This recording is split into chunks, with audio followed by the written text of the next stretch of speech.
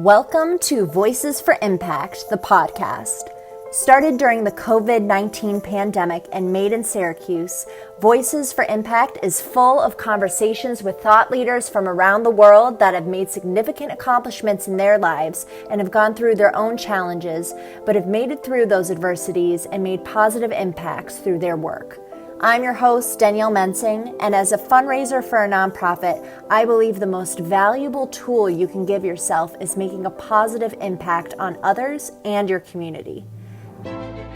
Every conversation is going to give you tools and tactics from entrepreneurs, athletes, artists, and change makers that will encourage you to develop a growth mindset and reimagine how you can find your purpose. Now let's get started.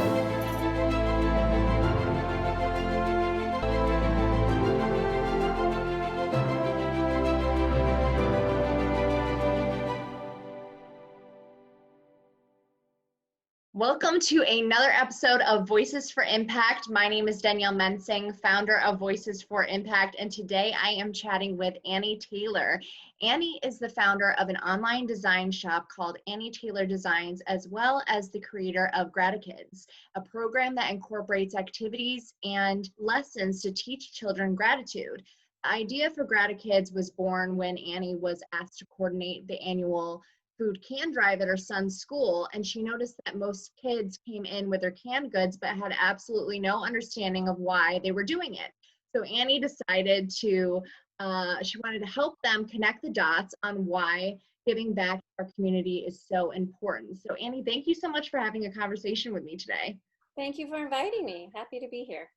So tell me more about the story behind Gratikids and how it went from an after-school program into a business. Yeah, so like you said, I was asked to take over this program at the kids' school. I have three boys at their elementary school where they did a winter coat drive and a canned soup drive, and the kids would all come in with their little bags and hand it over, and thanks, Mrs. Taylor, but I could tell they had no idea like why they were doing this. Where was that food going? Where was that coat going that they just donated? And it just sparked this idea because of my design business at home, and I have all this product of inspirational prints and kids thank you notes and all these different things. I was like, I should be doing more. So I suggested to the principal, and she was wonderful about it. Could I start a little after school program? And I had some other moms helping me. And it was such a huge success. I used my own Annie Taylor Design products, and each week we had a different focus. Often we'd bring in a guest speaker from We Rise Above the Streets or Heavenly Beds.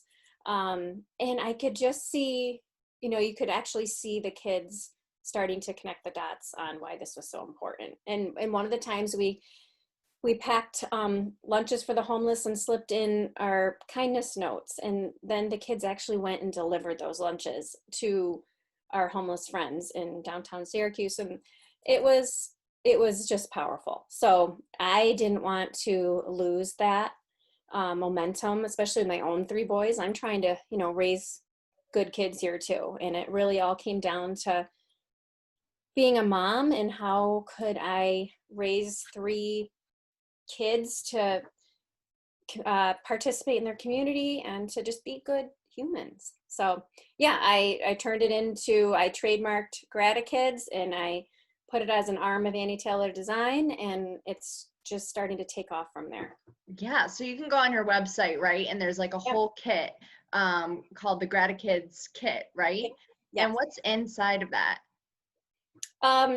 Enough activities for a couple kids to do 4 different activities. And I can also cater or customize the kits to families as well, or to schools. I've gone into schools to speak and then done an activity with the kids. But things like taking my inspirational prints and I provide an acrylic frame and decorating it with stickers and paints, and then delivering them to the children's hospital. And then there's something that could be sitting on the dresser at in the patient's room that they can take home with them and just give support where it's needed in our community, or at a retirement home, especially right now where we can't get in there, Right. or having kids write letters to, policemen, service people, elderly. It Hmm. just teaching our kids these sort of actions have to be taught, and they have to be taught at an early age, hopefully, and on a regular basis. And you also need to model that behavior at home. If we Very hope true. to, yeah, if we hope to have this next generation of kids to be do-gooders and getting involved in their community, we really need to start doing that. Yeah. Yeah. I love it. I love how passionate you are about it.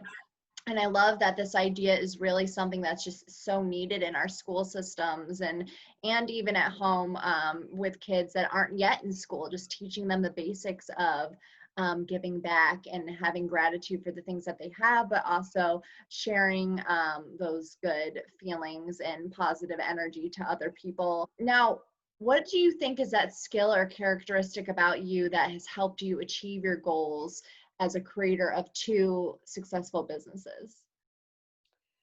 Um, right away, the first thing that pops in my head is being a mom. I mean, there's nothing that prepared me more for having balls up in the air at all times. You're constantly multitasking, and your passion and purpose as a parent is to not only keep these children alive, but to also turn them into caring, kind, involved adults. So I think even though it's not really a trait, it's more of my job, is being a mom, and being a mom that is compassionate and listening well, and modeling grateful behavior in front of my children. Yeah, and we need so much of that, especially I think this year with the pandemic and things that are going on politically. Oh, Just some good energy, being grateful and compassionate and empathy, and that just awareness of um, emotional intelligence too, and to teach our kids young those values and those characteristics, and mhm. those things will carry you through throughout your whole life when you have compassion for other people and want to give back Yeah, um, in that way. yeah, and kids are like little sponges right now. I mean, this is such a great time to be suggesting something kind to do. Go clean up your local park and take a garbage bag with you. And, there's such simple ways to just Right. teach kindness and gratitude to kids. Yeah, and this is one simple way that helps them assist them to do that. Yep. Now, what challenges have you overcome to get to where you are now as a business owner, as an entrepreneur? There's many challenges one faces. So, Oh, do you have an example of that or boy. how you've overcome that? Yeah. um, you know, starting this business, I really did it. I left my day job as a graphic designer so I could stay home and be available to my kids, and my husband was traveling. Um, I Looking back, I do a lot of reflection. So many doors felt like they were slamming shut on me. I thought I had um, something in the bag where it was going to take my business to the next level, and I was so excited about it, to completely have it shut down right before. And it's very um, upsetting, but when you look back, if that door had remained open for me and I went that way, I wouldn't be where I am today. So I am building part of my website, so it's going to be more interactive, and teaching lessons from home that they can, watch the videos on a YouTube channel, or teaching a live class through Zoom, the way we're all adjusting to life right now. Yeah, So, I love that. It's a great way to pivot in these uncertain times, how you've pivoted your business to go more online and with yeah. social media. You have a great social media page too. Follow Gratikids, or it's Go Gratikids, right? Yes. So Annie Taylor Design is my original one. So follow that if you want. And then Go Gratikids is the Gratikids page. It's Yep. great. Now, how do you get into a positive mindset? Okay. For me, this might sound cheesy or whatever. I read a quote a long time ago, or read a book and then jotted this down, but it was, um, happy people aren't grateful, grateful people are happy. And honestly, it all comes down to being grateful. I mean, our world is so crazy right now, and we can focus on all the things going wrong, right? Yeah. And that's what I'm trying to teach my kids. What's going right? I mean, I know this is so hard being home and trying to learn this way, but what's going well? What are we actually grateful? We get to stay in our pajamas all day. We get to eat right from the fridge, you know? So for me, it's all coming down to gratitude, writing in my gratitude journal either at night or first thing in the morning. And it really keeps me grounded and in a positive headspace most days. Most days. What advice would you have for someone wanting to become an entrepreneur, business owner? That's a great question. I would say for me, I wouldn't have made it this far if I hadn't connected early on with other women entrepreneurs.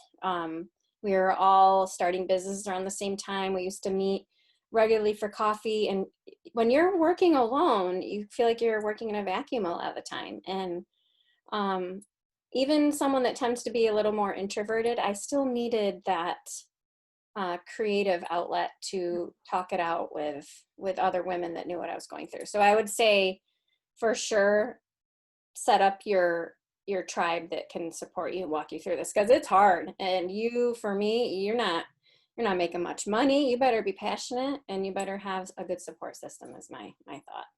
Yeah, that's really great advice. Get your tribe and make sure they're supportive of your endeavors. Mm-hmm. Yep. Are there any resources that have helped you on your journey with Annie Taylor Design and with Gratikids? Being an entrepreneur and trying to build a business or multiple businesses, again, it will be having that support system, but reaching out in your local community, especially if you're a woman in business. The WBOC here in Syracuse is a great one. The Small Business Association was super helpful. I took a lot of online courses. Marie Forleo was is a huge mentor for me for building a brand and an empire someday. Yeah, I would say that. And then I read a lot of books, Tipping Point and Breaking Bad Habits. And I'm sort of a junkie when it comes to diving deep and doing the work it takes to be the best you can be. So is there anything in the future, any things in the works that you wanted to talk about? Yeah, I feel like things are very exciting in Gratikids right now. I'm planning a virtual summer camp kit where it could be purchased for kids that either can't afford camp, or for next summer if COVID is still restricting kids from going to camp. It would be available to them. I'm also doing a Gratikids program where I will be running it from a community center, and local kids can come and we'll go out and do good things in our community. So stay tuned. My website will be updated shortly, and that'll all be on annietaylordesign.com. I think that's so great. That is so forward thinking to think about next summer. We don't know where we're going to be, but even if kids are still allowed to go to summer camp, this is just another alternative way to bring that those lessons to them through another kit. Now, my last question is, how do you define success? For me, now, if you'd asked me 10, 20 years ago, it would have been different. But for me now, it's living my purpose, which is teaching my own kids gratitude and community service, but also hopefully reaching other kids in the world and hopefully raising this next generation to be really kind, giving people. I love that. That's a really good answer. So thank you so much for giving us some insight into what you do. And thank you so much to our viewers for watching. Voices for Impact is on Apple, iHeart, and Spotify podcasts, and also on all social media platforms. So please follow and like us to stay connected. And I'll see you next time on Voices for Impact. Bye, everyone.